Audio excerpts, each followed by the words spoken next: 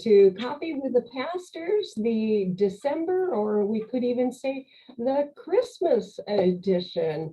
So grab your favorite coffee mug, your Christmas coffee mug, if you have one. See the joy here. And join us as we talk a little bit about things that are going on here at Trinity in the month of December, or more specifically, as we just roll right into Christmas. So Merry Christmas to all. Merry Christmas, Pastor Dan. Merry Christmas to you. Yeah. It's hard to believe that it's here in a way, after the year that we've had and yeah. this month, the strange weather that we've had. And it's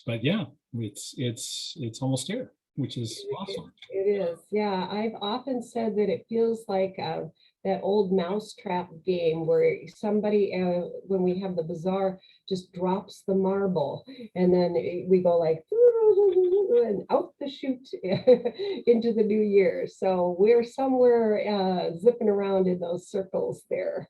Totally. It's a good description of the year. Yeah.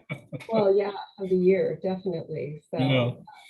But having just finished up Advent, and yeah, kind of a cool Advent series, at least I thought, Women of the Promise, a different take than what we traditionally do for Advent, different kinds of themes. But I, for one, have always been intrigued by the genealogy in Matthew's gospel, and particularly as a woman, the women that are named in the Bible, and those 5 women in particular, how strange and unique it is that they would be the ones that would be chosen to be named. So I thought it was fun. We've had some great talent in terms of doing the monologues, but I'm curious to hear what have you thought about that series, Pastor Dan?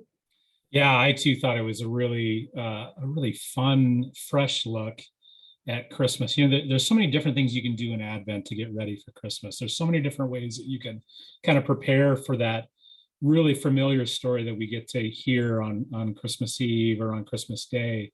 And I've heard of Advent series that had focused on the women of the genealogy, but I've never been a part of one before. And so it was really neat to get to experience that. And as we talked about, I think in the past, it was a nice break from a very practical standpoint for you and I, while we're a little bit short-staffed, and while we know December is always a time when there are a lot of people needs that need to be attended to. And it was nice to have a little bit extra time each of the weeks of Advent to be able to do that, to care for people, to preside at some funerals and that kind of thing. But the series, I loved focusing on those 4 women in the genealogy because it is so unique. And I think Matthew is making such a powerful statement, including those women's names, the 4 women plus Mary, of course, that are named in that genealogy. I shared with the staff devotions last week, talking about Raymond Brown, who is a really well-known New Testament scholar. He's I believe a Catholic priest, and he wrote kind of the commentary on the Gospel of John. It's still considered probably the expert commentary on the Gospel of John. And this devotion that I had was quoting him saying, he says we should really, instead of preaching the familiar Luke story about Bethlehem and the manger and the Matthew story about the kings, what we should really preach at Christmas time, he says, is the genealogy for Matthew, which is hilarious because, can you imagine doing that, getting up on Christmas Eve and reading that list of names and then that being the basis of a Christmas Eve? It would be super weird, right? But nobody would want to read that scripture. Right. Yeah, for real. Yeah, that would be pretty challenging with all those names. But he says the reason for that is because he says the genealogy of Matthew contains all of the theology of the Old Testament and the New Testament, which is, in his words, basically salvation by grace. That genealogy, if you look at it closely, tells how God has, from the very beginning of the promise to Abraham, all the way through the arrival of the Messiah in Jesus, worked through messy, broken, sometimes even flat out evil behavior among God's people, and yet God has persisted in grace and mercy to work through that to bring about salvation. And I've just seen that in a whole new way again in this series as we've looked at these women that are named in the Old Testament. Their stories are complicated, and they're really complicated when we look at them with fresh eyes, right? That it isn't Right. that it wasn't just the women being seductive, or that it wasn't necessarily they were trying to grab. No, they were victims of power differentials, and in a time when women were treated not much better than property, and yet God used that even so. And Matthew names them to give them this kind of the same sense of honor that Abraham and David get, and that's beautiful, and I think really apt and really timely. And it's been fun to hear those monologues and think about that. It's been fun to do Bible study around that with our people, and just to ponder it personally too. So Yeah, the traditional interpretation of a lot of those women is a little scandalous, but it really it's a testimony to how we're all broken in different ways, and how those dynamics of injustice affect all of us. And like you say, and God's message of grace and forgiveness, and to me, such a hopeful message. For all the generations, right? That we're part of that continuing love story, we're part of that continuing lineage, and that God continues to save us by grace and in our brokenness. It's perfect message for this time of year, this year, all of that. Absolutely. Well, and a perfect message for Christmas, right? Because we are now moving from Advent into Christmas in just, a few days here. So always an exciting time at Trinity to celebrate Christmas, but and especially this year, right? I keep thinking about how last year, it was just us and nobody in the sanctuary other than the tech crew as we worship together. So this year is going to be very different, but also the same as previous years in some ways. So what's the lineup for the schedule of services coming up on Christmas Eve? Yeah, I think it feels good to us, right, to be able to go back to a pre-COVID Christmas Eve schedule of 1:30 traditional with communion, a 4:00 family service, 5:30 family service with communion, and the 10:30 candlelight traditional service with communion, and that 10:00 musical prelude, that half an hour of music that precedes it. It's our old schedule, and I think that's feels really good to us. It's fun to see the music getting lined up for all of that. All of that is in place and ready to go, and to know that while we may not have quite the full crowds that we did pre-COVID, that's perfectly okay. In some ways, it's nice that we can use multiple service times like that to make sure that those that are coming can feel comfortable to do that. And knowing we continue to require masks when people are in, so that also we can do these things and feel like we're doing it with some care for each other. It's really exciting to do, and to add the technology stuff that we're gonna live stream the 4:00, and we're gonna live stream the 10:30 service, and so it'll be there not only when it's going on, but then afterwards too. If people on Christmas Day want to see one of those services or experience one of those services, they can do that again. Yeah, exactly. I mean, we have the full option of attending in person if people are comfortable with that, but yet at the same time, we have two options that are available: either live stream from your home at the times that we're doing that, or anytime as it fits into people's schedule and as they want to do that. So the pajama church is alive and well for Christmas Day if you want that. Right. So, right. Well, we shouldn't. A couple of different options. Yeah, and we shouldn't forget about KCMR either. That KCMR is going to broadcast the late service, the 10:30, which always shocks me, but I was just talking with one of the engineers and he was like, oh no, people stay up on Christmas Eve to listen to that service, which is really cool. And the musical prelude as well. So I think they start at 10 on Mhm. Christmas Eve and go all the way through the end of that candlelight service. And then the 4 o'clock service from Christmas Eve is actually going to be broadcast on KCMR Mhm. at 10 on Christmas Day, because we're not going to do a Christmas Day morning service this year. Instead, with Christmas Day falling on a Saturday, we're going to do the 5 o'clock service on Saturday like we would on a typical weekend. And then the 9:30 Sunday service on the 26th. Knowing that that's really close to Christmas and that tends to be a lower attendance weekend, but we'll still have that Saturday night and one Sunday morning service for people that want to go. And it'll be, well, you can talk about that. It's going to be the first Sunday after Christmas, right? Right, it's a real quick turnaround, right? From in a matter of hours, we go from the birth of Jesus to Jesus being 12 years old and moving into the first Sunday of Christmas. But it does make sense and gives people some options. And like you say, we will have the Saturday night service like on Christmas Day, but it will be the Saturday night service of the first Sunday of Christmas, and then just one service, 9:30 on Christmas, the 26th. 26th. Yep, Sunday the 26th. So yeah, boom, boom, boom. But Yeah, yeah, well, a lot of worship opportunities. right, yeah.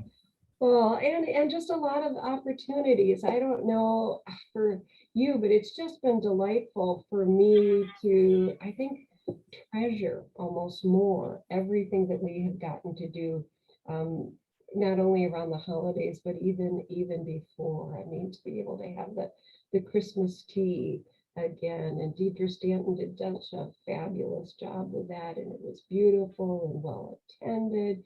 You know, the bazaar, having proceeds, you know, record proceeds that we were able to give away, even though we made a lot of compromises. So it's just been fun to see us, you know, putting into place some of those traditional things in new and different ways, but celebrating in meaningful ways for everybody this December as well as the end of the year. Yeah, it's been so great to have those activities, the cantata and yeah, the Christmas tea was really fun to see that fellowship hall filled with folks to celebrate that cool tradition that goes back a ways here. And yeah, the whole year has been like that. I mean, I think about what has made 2021 different from 2020, or much of 2020 is, you know, much of 2020 we were dealing with COVID, but it was in much more of a, you might say, a pre-vaccine kind of process. We had to lock things down, and we couldn't do things as easily. And this year we have been able to still do things, and to be able to have things like the bishop's installation and the 150th anniversary weekend and 2 confirmation classes. Mm. And not maybe doing all those things exactly how we would have wanted to do it in a perfect world, but still to be able to do it and do it with a lot of the things that we had hoped to do has been really, really nice this year. Again, knowing that it hasn't been 100% normal, but to be able to do some of those things and to be able to celebrate those things has been huge. And it just has kind of continued into the Christmas season, right? Yeah, it sure has. Well, and we've added some new things like being able to host the Una Voces lessons and carols. I mean, we've never done that before. Yeah. What a great thing, you know, with Matt Gender's connections there to be able to do that. And then him bringing in the Rochester bell choir, or, you know, in January. So yeah, we're able to do some things that we've done before. We're starting to add some new things in there. And yeah, we're still wearing masks and taking care of people, but yet at the same time, we are coming together and doing what we need to do and what we do well, which is create community and support one another as we continue to struggle through whatever this all is. Yeah, absolutely. Yeah, that's really well said. Hmm. Well, Well, oh, go ahead. no, go ahead. Well, I was just going to segue back over to the traditions. I was thinking about Christmas traditions, and yeah, this season seems to bring that out more than any other in my mind. And I thought, well, it's just the two of us here. Let's do a little reminiscing. So I'm just curious if do you have a childhood memory, childhood tradition that it makes you think about Christmas? I could refer to you as Danny because I know some people, you were Danny at one time. So It's true. did Danny have Christmas traditions? Yeah, a bunch of them. Christmas for me always makes me very nostalgic because I remember Christmas as being a really special time as a kid growing up. I can think of two traditions in particular. One at home, and then maybe a couple at home, and then one at church. The one at home, a couple of things that I remember. One, there was a nativity set, kind of a resin, figure that had to be set up every year. But one of my memories is that there was a year that I was really into the nativity set and playing around. And of course, you doing what we often do as kids and moving the characters around. And I took it had a very impressive bull with even the gold ring in his nose. And I was so enthralled with this bull that I took the baby Jesus and set it off the side and stuck that bull right in the middle of the nativity. And my sisters still talk about that as something that they remember being really, really funny. And we still have a lot of nativities. I think we have at least a dozen in our house. I've got one on my desk behind me. I've always loved nativities for that reason. The other tradition that we did at home was the Advent wreath. That was something that I grew up with, and we would have devotions every night around the Advent wreath. And it was always such a special thing. I remember as a kid to light those candles, to do that thing that the Advent wreath is really for, which is just to count down the Sundays to Christmas, and how exciting it was as a kid to watch the candles get lit. I still think about that even at church when we're lighting the wreath, about how exciting that is. And we do that in my own family and house now. We actually have my grandmother's Advent wreath.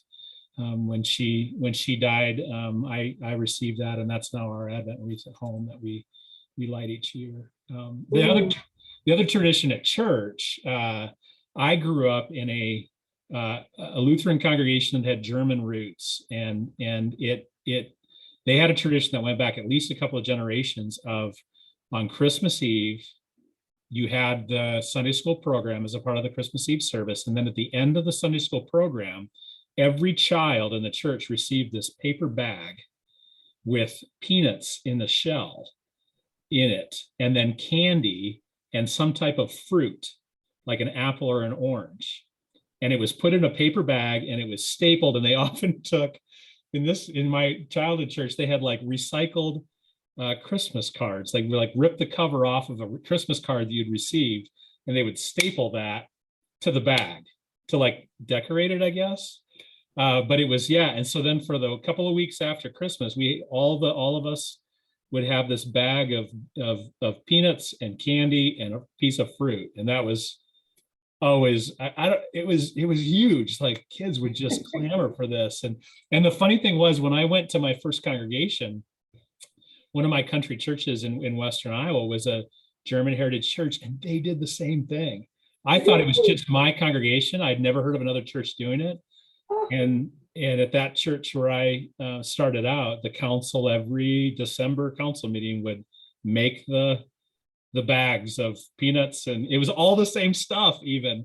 And they would give them out to the kids at the Sunday school program on Christmas Eve. So those are a couple of traditions that I think of at Christmas time. But what about you? What are some of your traditions, things that I grew up with? Yeah.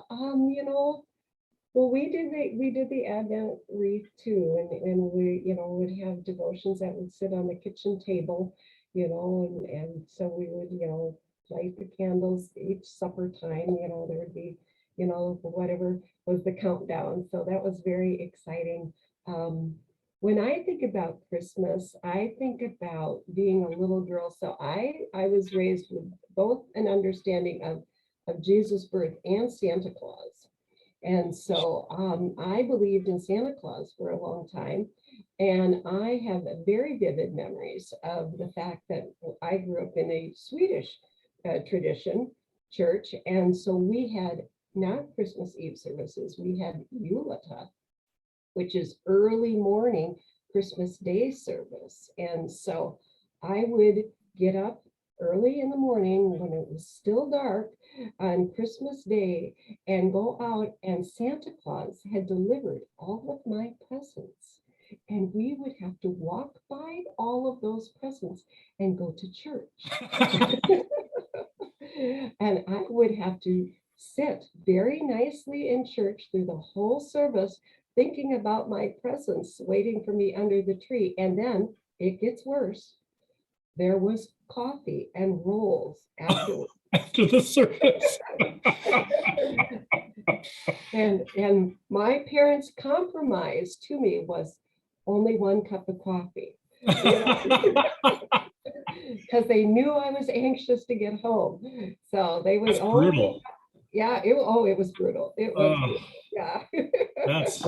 We were a Christmas Eve open the present family, and so we would wait until the last service was done, which I don't think it was as late as what we have at Trinity. I don't think we had a late night service like we do here, but then we'd go home and we'd open presents on Christmas Eve. And my poor dad, who was a pastor, was probably just about falling asleep after all day, Christmas Eve, and then we're opening presents till midnight or later, and then then we got up and we went up to Christmas Day service too. But I didn't have to wait to open my presents. That I don't know if I probably would have rebelled against that. That's I never understood the kids that had already opened their presents. right. How do you know that? Yeah. That is brutal. Well. Yeah. And of course, my mother was a church secretary, and I was an only child, and we didn't have any family around. And so her thing was always to spend the month of December finding out who was going to be alone for Christmas. And then whoever was alone for Christmas would get invited over to our house for Christmas Day, a 4 o'clock meal. So they could come at any time in the afternoon and hang out with us on Christmas Day. So that's awesome. That's of hospitality, and whoever is alone shouldn't have to be alone on Christmas, because I think my mother was an only child who spent a lot of time alone at Christmas, and she just didn't want me to have to be just the three of us. It was just too sad to have that tiny of a family at Christmas. So wow, that's cool. That's really cool. What about now? What are some of the traditions that you have now for Christmas? Well, I mean, other than doing services at Trinity all day long on Christmas Eve. Well, for me, it's really all about the New Year's, not so much Christmas, because our kids are scattered. Our kids are in churches, involved. And so, I've often said that I'm the best mother-in-law anyone could ever want, because I'll say, you can have my kids for Christmas. Yeah. I'm too busy, but New Year's is mine. So we tend to have our Christmas celebrations around New Year's, and we do fondue, which has been a long tradition, even when our kids were tiny. And Kirk's eyes were like, you're going to have open flames with, toddlers. And I'm like, yeah, it'd be exciting, but it was the only way that I could get my kids to eat slow enough to, spend time at the table talking and enjoying one another. So, so, we have our Christmas around New Year's, and that's a big thing. When our kids were younger, I loved Santa Lucia. That's also the Swedish tradition. On December 13th, we have one daughter that I used to dress up every year and bake for, and she would take a plate full of little Scandinavian goodies. But now I've gotten old and lazy, and every December 13th, I think about baking and go, I don't have to do that anymore.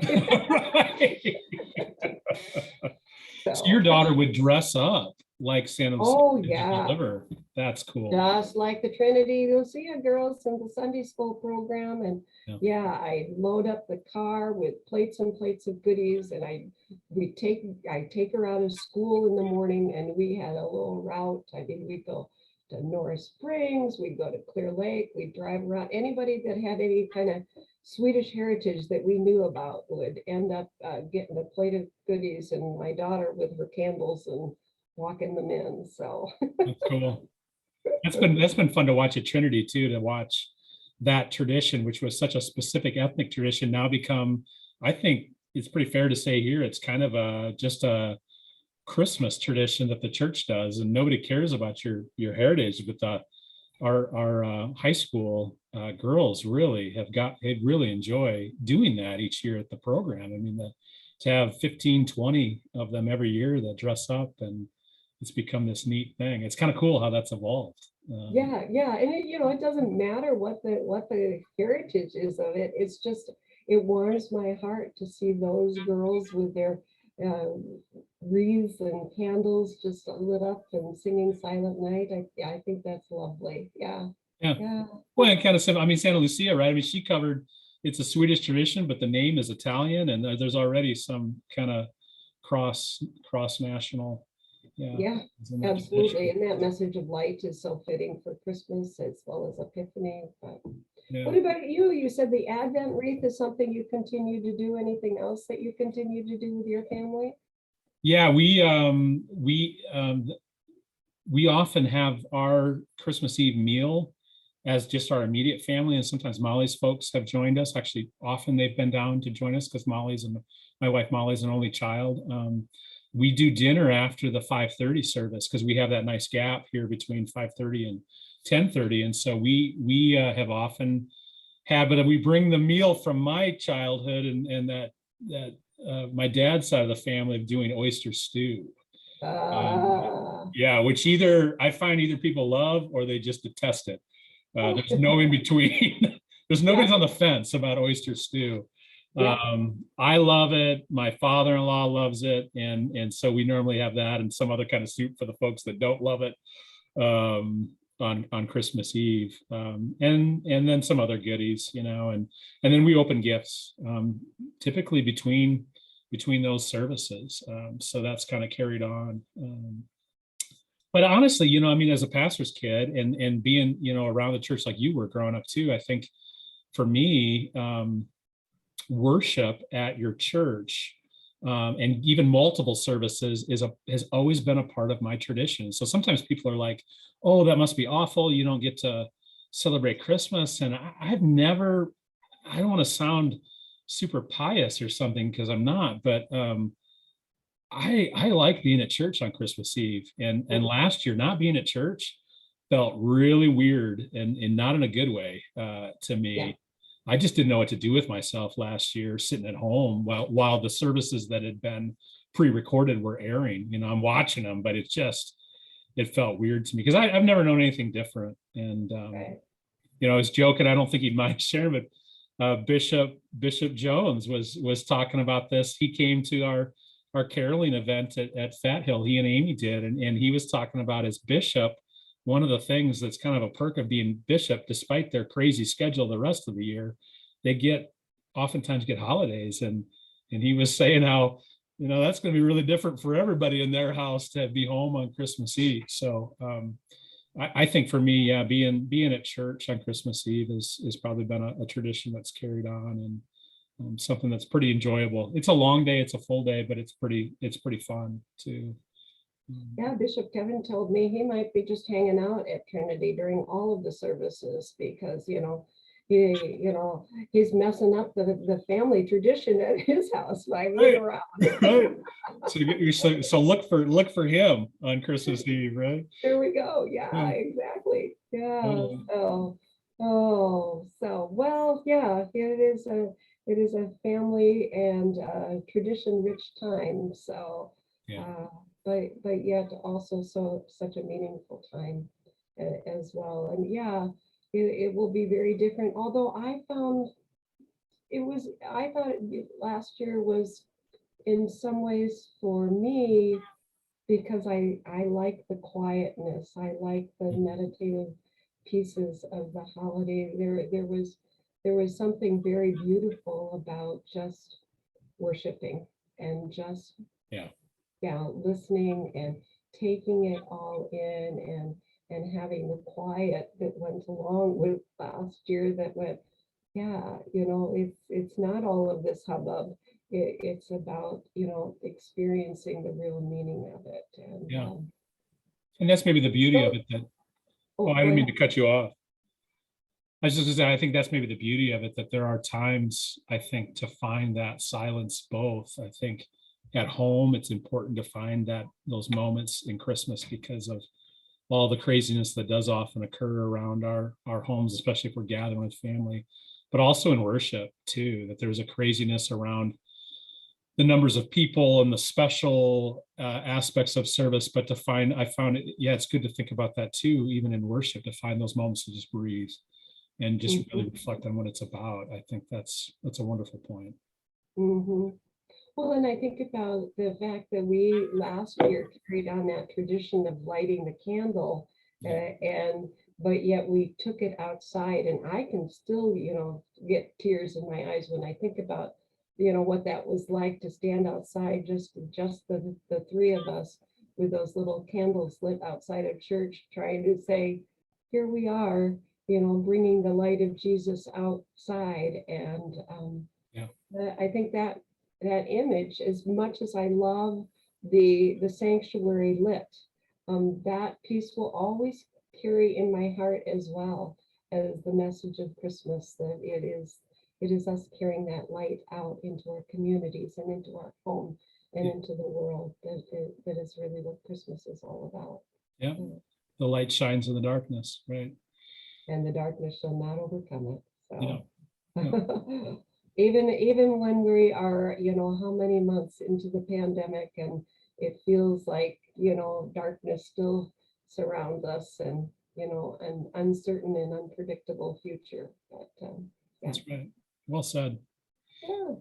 So, well, yeah, I guess that's where we can end here. But I want to wish everybody a Merry Christmas. Thank you so much for joining us, and we wish you a holy season, a blessed season, as well as a happy New Year, as we trust that God is with us through it all. Right on. Yeah, we definitely pray blessings on everyone's gatherings and in all the ways that they celebrate, whether it be in moments of silence or in crazy gatherings of people and busyness, just that God would speak through all of it. So yeah, it's fun to remember, fun to reminisce a little bit, and hope that other folks can do that too in this. I hope so. Yeah. All right. Well, blessings to all. Thanks for joining us. Thanks.